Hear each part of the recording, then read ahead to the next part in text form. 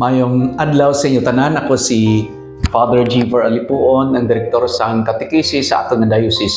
Maghahatag ako subong sa inyo sang malipot nga katesismo na hanungod sang solemne nga pagdedikar sang aton nga bag-o nga katedral sa December 2. Ang aton nga katedral blessingan na kag i-didikar sa maabot nga December 2. By the way, ang sakop sang aton nga diocese amo ang mga banwa nga naghalin sa Lacasiana, Nalbagan, Butong, pakadto sa Hinubaan.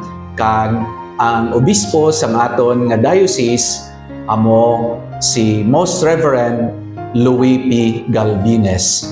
Kag ang aton nga pagdidikar sang aton nga bag-o nga katedral amo man mismo ang paghatag sang dako nga kadungganan sa aton nga diocese.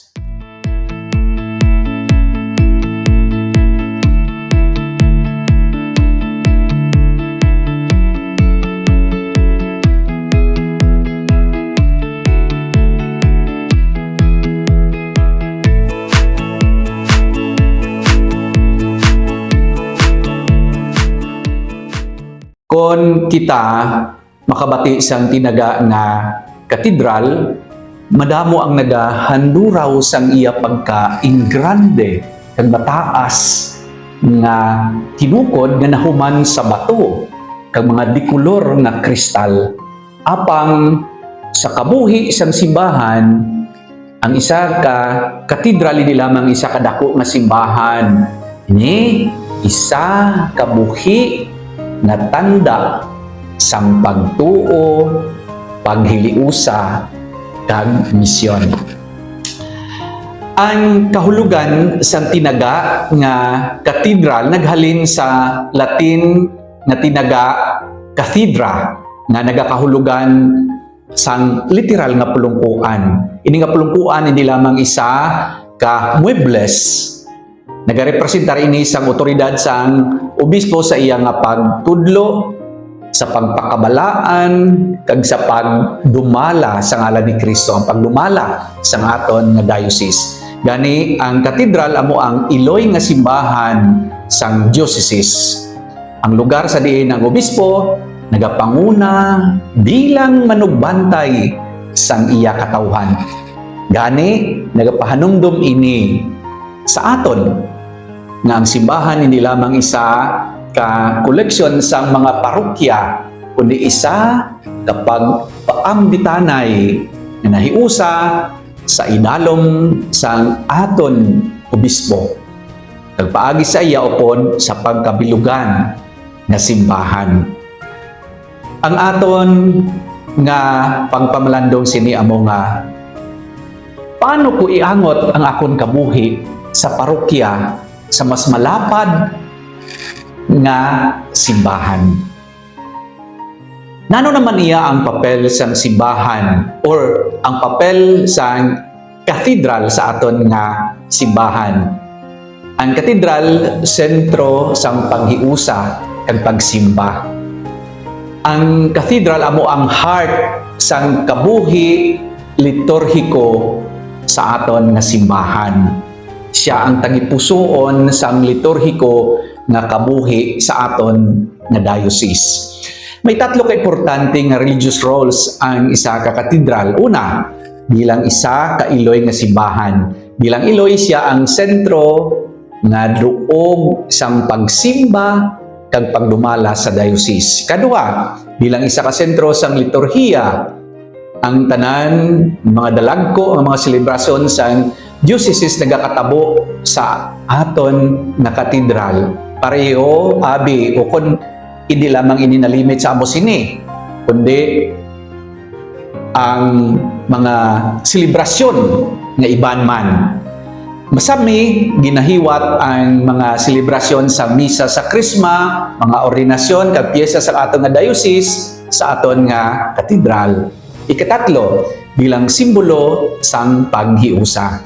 Kung ang mga tumuluo nagatipon upod sa obispo bilang isa ka diocese, makita nila kag maeksperiensyahan ang pag-iusa sang simbahan. Sumari kag pamalandong. Subo nga ang katedral nagahiusa sang diocese, amo man si Kristo nagahiusa sang iya simbahan bilang isa ka lawas. Ang isa ka katedral kaangay sang isa ka nagaatipan nga iloy, the nurturing mother. Nagahiusa sang tanan niya nga mga kabataan kag nagahiusa nga paghakos sa isa kag isa. Ano naman yung mga kinaiya sa mga arkitektura o kon disenyo? Ano ang mga ginahambal sini sa aton? Ang katedral sa masabing natukod agod nga ang mga nagalantaw sa iya ma-inspire man sang iya katahom kag kadakuon kagani dasig siya makakonektar sang iya tagipusoon sa Dios nga amo ang labing matahom. Ang ila kadakuon kag pagkahalandon ang pagkataas sang iya nga kisami, ang iya pagkalapad nagapahanumdum sa aton sa pagkadako kag pagkahalangdon sa Dios. Ang disenyo, mga bintana nga may dikolor nga kristal, mga kisame nga may mga matahom nga larawan kag nagalaragway sang mga pagpalangga sa Dios sa ato, nagatudlo ini sang pagtuo kag nagapanahonumdum sang langitnon nga realidad. Ang katedra, ining literal nga pulukuan sang obispo, nga amo ang ginabutang sa sanktuaryo sang katedral, isa ka dalayon nga pahanumdom sang papel sang obispo bilang manudlo kag manugbantay. Sumari kag malipot nga pamalandong. Ang arkitektura o kon disenyo sang katedral nagaserbe na katisismo mismo. Ang tagsa kamatahom kag bongga nga disenyo sa sulod kag sagwa sang katedral nagatuytoy sang aton panulok padulong sa Dios non nga realidad.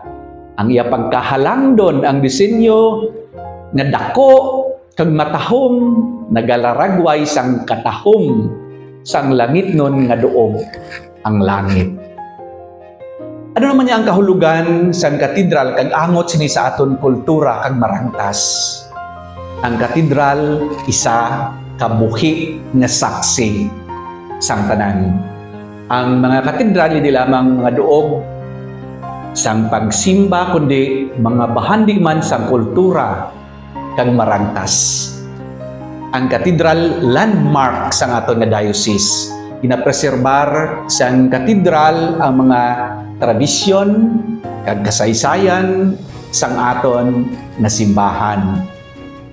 Kag kung paano ang pagtuo nagaporma sa mga tumuluo. Ang katedral doog man sang pilgrimage nga nagapapalapit sa mga tao sa Dios paagi sa sagrado nga pagpanglakaton.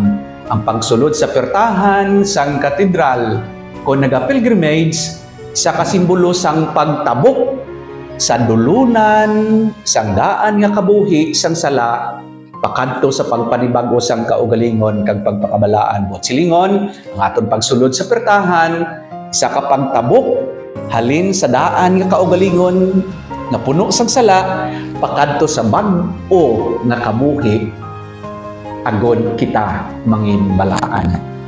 Sumari kag malipot ng pamalandong sa pagsulod si apertahan na aton dumdumon nga ini alagyan panulong sa aton pagpakabalaan. Ano ang pwede naton mapangabuhi sa sining leksyon nga ginhatag sa aton sang aton nga katedral? Ang paghangop sang katedral amo ang paghangop sang aton kaugalingon nga lugar sa simbahan. Ang isa ka katedral nagapanumdom sa aton sining tatlo ka mga bagay. Una, nakabahin kita sang isa kabutang nga mas dako pa sang sa aton nga parokya. Katapo kita sang isa kapamilya ang aton nga diocese. Kadua, nakita ginatawag sa panghiusa na nagatipon sa palibot sang aton obispo nga nagabantay sa aton sa ngalan ni Kristo. Ikatatlo, naagda kita na tugutan ang katahom ining tradisyon kang kabuhi sa komunidad nga nagadala sa aton papalapit sa Dios. Akon kamo ginaagda sa sining pangamuyo. O Ginoong Hesukristo, ikaw ang pamusod nga bato sang simbahan. Samtang ang katedral nagatindog bilang tanda sang paghiusa kag pagtuo. Kabay nga kami man mangimbuhi nga mga bato nga nagatukod sang imo lawas na may paghigugma, kalipay, kag paghiusa. Amen. Have a nice day. Have a happy Sunday.